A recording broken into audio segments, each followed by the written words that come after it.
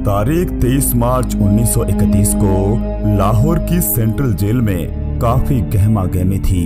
Jail के सभी कैदी अपनी अपनी कोठरियों में रोज की तरह अपनी दिनचर्या में व्यस्त थे, लेकिन तभी अचानक जेल वार्डन की तरफ से यह जानकारी मिलती है कि आज भगत सिंह, सुखदेव और राजगुरु को फांसी दी जानी है। यह बात सुनते ही सारे कैदियों का चेहरा उतर सा गया था। इसके बाद तीनों क्रांतिकारियों को फांसी की तैयारी के लिए कोठरियों से बाहर निकाला गया। इसके बाद इन तीनों को फांसी के लिए ले जाया गया। भगत सिंह इन तीनों के बीच में खड़े थे। भगत सिंह ने पहले अपनी मां को एक वचन दिया था, उसे अभी पूरा करना चाहते थे। भगत सिंह ने फांसी के तख्ते से जोर जोर से इंकलाब जिंदाबाद, इंकलाब जिंदाबाद का नारा लगाया। जब भगत सिंह के नारों की आवाज जेल की कोठरियों तक गूंजती है तो जेल के बाकी कैदी भी भगत सिंह के साथ नारे लगाने शुरू कर देते हैं। इसके बाद इन तीनों क्रांतिकारियों के गले में फांसी का फंदा डाल दिया था और फिर जल्लाद ने एक एक करके तीनों कैदियों की रस्सी खींच ली। ऐसा करते हुए तीनों क्रांतिकारियों ने अपने देश के लिए हंसते हंसते फांसी के फंदे को गले लगा लिया था। उस वक्त भारत की राजनीति में गांधी जी का काफी अहम रोल था। तो अब ये सवाल उठता है कि आखिर भगत सिंह को गांधी जी ने क्यों नहीं बचाया था। दोस्तों, गांधी जी और भगत सिंह दोनों का मकसद भारत को अंग्रेजों की बेड़ियों से आजाद कराना था, लेकिन दोनों के रास्ते अलग अलग थे। भगत सिंह का मानना था कि गूंगी बहरी अंग्रेजी सरकार को हिंसक तरीके से ही जगाया जा सकता है और भगत सिंह ने आजादी के हिंसक रास्ते को ही सही समझा था। भगत सिंह अंग्रेजों से बहुत ज्यादा घृणा करते थे। साथ ही 13 अप्रैल 1919 को हुई जलियांवाला बाग हत्याकांड की घटना ने भगत सिंह को अंदर तक हिलाकर रख दिया था। जैसे ही चोरा चोरी कांड की घटना हुई तो फिर गांधी जी ने किसानों का साथ नहीं दिया था। तो फिर भगत सिंह ने गांधी जी से अलग होकर अपनी अलग ही विचारधारा पर चल पड़े। लेकिन भगत सिंह की मुख्य कहानी की शुरुआत अब होती है जब साल 1928 में साइमन कमीशन भारत दौरे पर था और तभी लाहौर रेलवे स्टेशन पर लाला लाजपत राय के साथ कई लोग साइमन का विरोध कर रहे थे, जिसमें भगत सिंह भी प्रमुख थे। विरोध को ज्यादा बढ़ता देख अंग्रेज सरकार डर गई थी और अंग्रेजों ने ताबड़तोड़ लाठियों से वार शुरू कर दिया था। इस लाठीचार्ज में लाला जी घायल हो गए थे और फिर कुछ दिनों बाद लाला जी इस संसार से विदा हो गए थे। अंग्रेजों की इस बेहुदा हरकत से भगत सिंह बेहद नाराज हुए थे। इस लाठीचार्ज का मुख्य जिम्मेदार अधिकारी स्कॉट था। अब भगत सिंह और उनके क्रांतिकारियों ने ठान लिया था कि इस पुलिस अधिकारी को मारकर ही लाला जी को श्रद्धांजलि देनी है।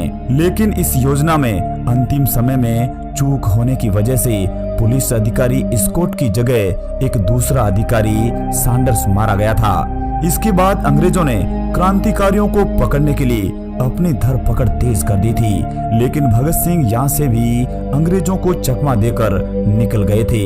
इसके बाद भी अंग्रेज जनता पर जुल्म ढाती रही, तब भी भगत सिंह परेशान हुए थे और फिर अपने साथी बटुकेश्वर दत्त के साथ मिलकर सेंट्रल असेंबली में बम फेंक दिया और फिर वहां पर जोर से इंकलाब जिंदाबाद के नारे लगाकर अपने आप को सरेंडर कर दिया था।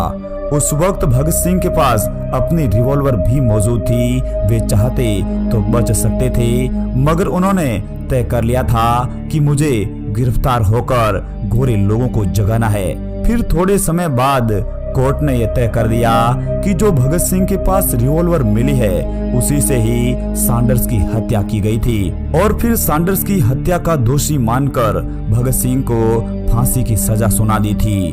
तारीख थी 5 मार्च 1931 की। वायसराय और गांधी जी के बीच एक समझौता होता है। गांधी जी और इरविन के समझौते में अहिंसक तरीके से पकड़े गए सभी कैदियों को छोड़ने पर सहमति बनी, मगर पुलिस अधिकारी सैंडर्स की हत्या में दोषी पाए गए भगत सिंह को लेकर कोई बात नहीं हुई थी। यही से बात उठती है कि गांधी जी ने भगत सिंह को बचाने का प्रयास नहीं किया था। लोगों ने उन पर कई तरह के आरोप लगाए। एक तरफ भगत सिंह को फांसी दी जा रही थी तो दूसरी तरफ गांधी जी अंग्रेजों से समझौता कर रहे थे। इस तरह कई जगहों पर गांधी जी का विरोध किया जाने लगा और फिर 23 मार्च की वो काली रात भी आ गई थी जिस दिन भगत सिंह, सुखदेव और राजगुरु को फांसी दे दी थी। लोगों में आक्रोश चरम पर था। अंग्रेजों के साथ साथ लोग गांधी जी को भी भला बुरा कहने लगे। वजह था गांधी जी और इरविन का वो समझौता। असल में गांधी जी ने भगत सिंह की फांसी को टालने की शर्त उस समझौते में नहीं रखी थी। 26 मार्च 1931 को कराची में कांग्रेस का एक अधिवेशन हो रहा था।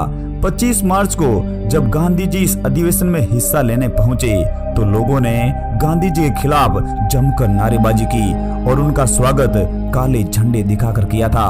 साथ ही गांधी मुर्दाबाद और गो बैक गांधी के नारे लगाए गए। यहाँ तक कि सुभाष चंद्र बोस भी गांधी जी से नाराज चल रहे थे। बोस मानते थे कि अगर भगत सिंह की फांसी नहीं रुकती तो फिर गांधी जी ने यह समझौता क्यों किया था। हालांकि कांग्रेस की वर्किंग टीम गांधी जी के साथ थी।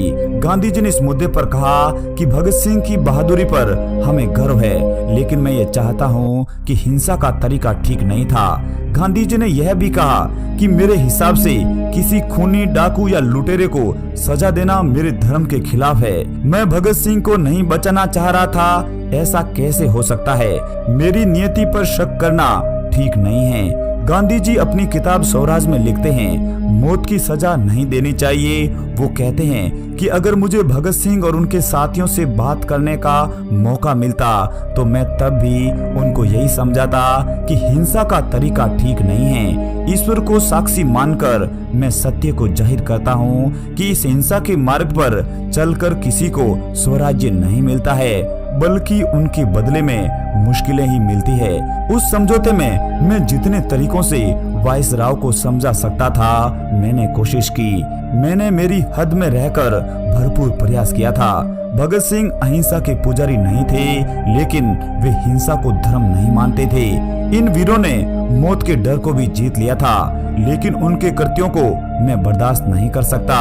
उनके कार्यों से देश को फायदा हुआ हो ऐसा मैं नहीं मानता।